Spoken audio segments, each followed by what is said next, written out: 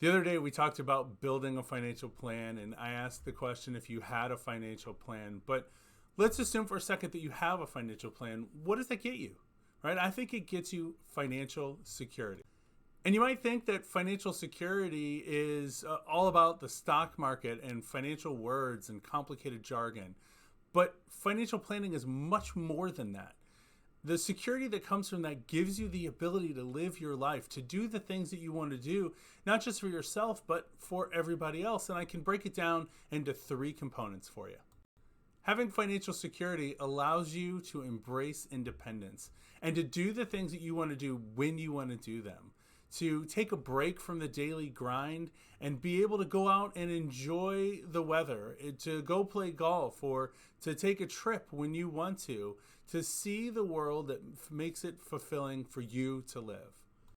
It also allows you to live your values, to take some of those resources that you have and align them with what makes you happy.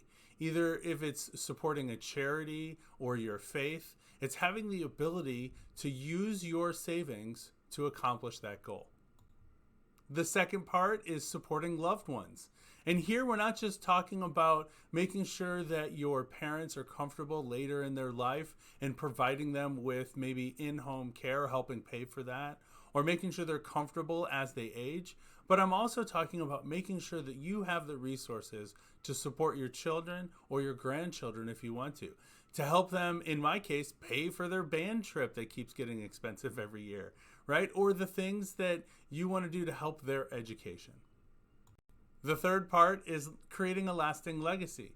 Now, if we've been able to create something that fulfills your life and create something that gives you the ability to help your kids or your grandkids, let's make sure you have a legacy. And that is either setting up a way to save for your children or saving to help pay for things future if your kids aren't old enough yet and they're going to have a wedding or some big expense, right? Or potentially creating generational impact and maybe not spending it today, but creating something that gives money to your future generations.